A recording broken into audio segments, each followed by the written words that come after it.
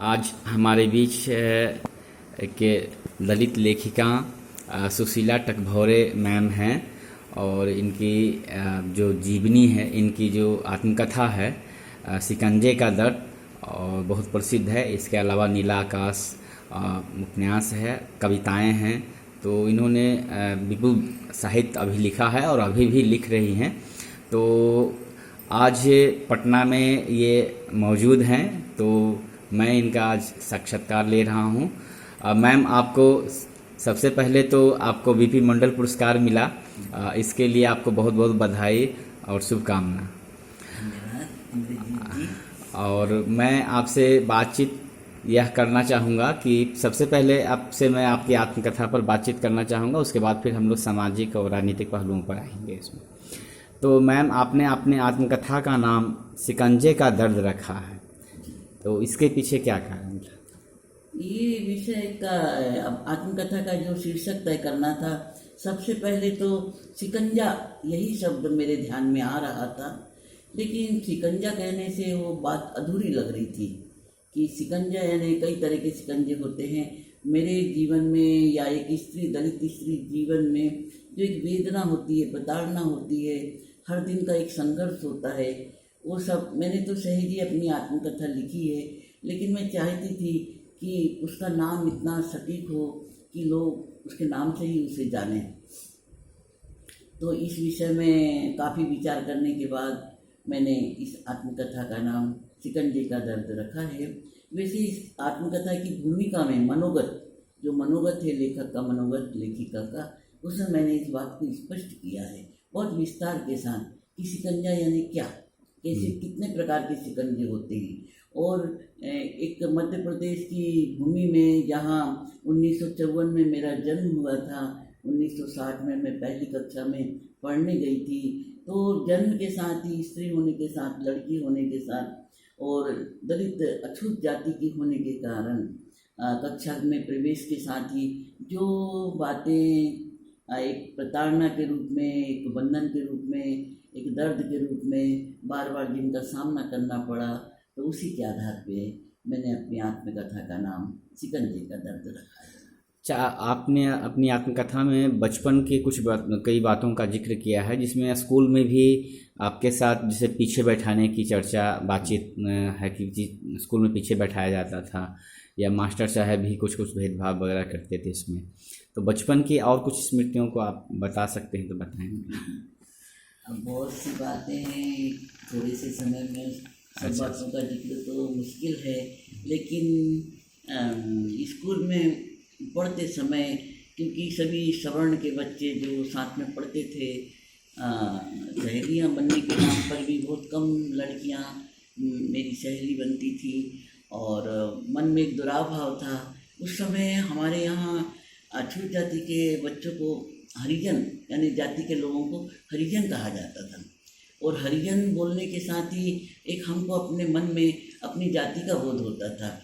हालांकि उस समय गांधी जी ने हमें जो हरिजन नाम दिया था, और शासन की तरफ से समझो ये नियम था कि किसी भी बच्चे को उसकी जाति से ना पुकारा जाए, बल्कि उन्हें हरिजन कहा जाए।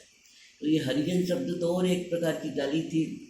और जब भी अटेंडेंस के समय मुझे सुशीला हरिजन कहा जाता था, तो सबसे पहले तो मेरा सर झुक जाता था शर्म से कि अरे देखो, फिर मेरी अटेंडेंस यहाँ पर एक अछूत लड़की के रूप में हो रही है। तो ये इस तरह की अनेक बातें हैं जिससे मन दुखी हो जाता था। पढ़ना जीवन के लिए ज़रूरी है, इतना तो मैं जान गई थी और पढ़ने में ही मन लगाती थी। ये सब मान अपमान की बातें और उपेक्षा की बातें, ये सब मैं भूल कर अपने ध्यान पढ़ने में ही लगाती थी। अच्छा मैम, कई जगह मैंने देखा है कि कुछ लोग हरिजन शब्द पर आपत्ति करते हैं, तो कुछ लोग दलित शब्द पर आपत्ति करते हैं, कुछ लोग कहते हैं अनुसूचित जाति ही बोला जाए उसमें। तो दलित वर्ग के लिए सबसे सटीक नाम हम क्या कह सकते हैं उनकी, ताकि उनकी पूरे अभिव्यक्त हो सके उनकी पीड़ा, उनका दर्द और उनके समाज को पूरे? मेरी दृष्टि में तो दलित शब्द का विरोध नहीं होना चाहिए, क्योंकि दलित एक निम्न जाति के लिए संबोधन का शब्द नहीं है, बल्कि ये शब्द ऐसा है कि वे लोग जो बहिष्कृत थे और पूरी तरह से उपेक्षित थे, अपमानित थे। अब वो संगठित हो रहे हैं और जागरूक हो रहे हैं, अपने अधिकारों को समझ रहे हैं, बाबा साहब भीमराव अम्बेडकर के आंदोलन से जुड़ गए हैं और अपनी अपने दलित चेतना के साथ वो जागरूक हो चुके हैं। इसलिए दलित शब्द ही ठीक रहेगा।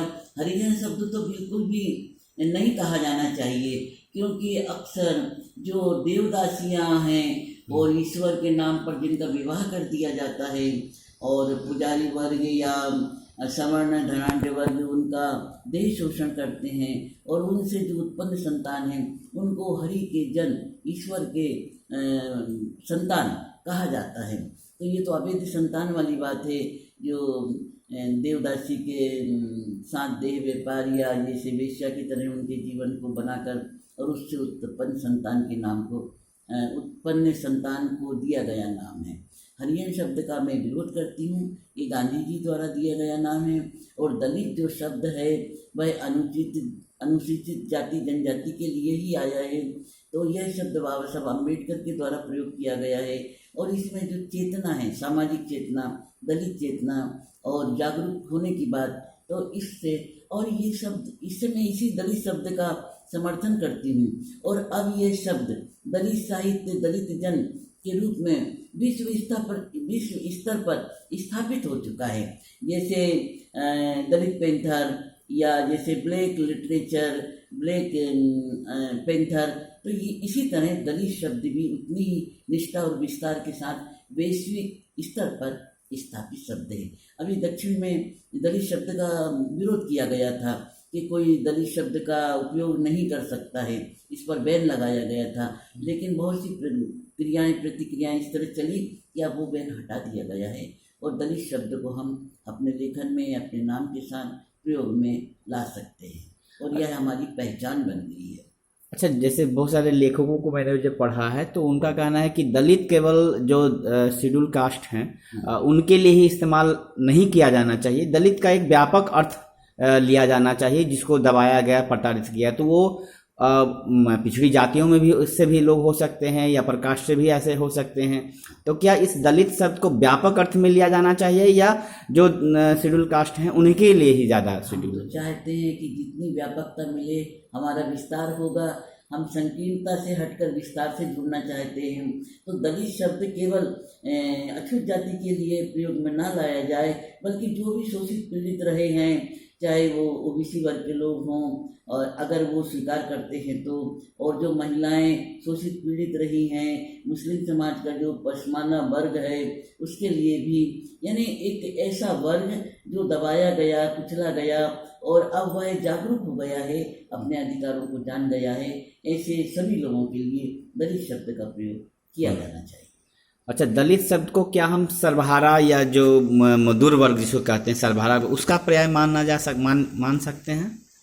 असल में सर्वहारा वर्ग जो है वो जनवादी विचारधारा के साथ आया है, यानी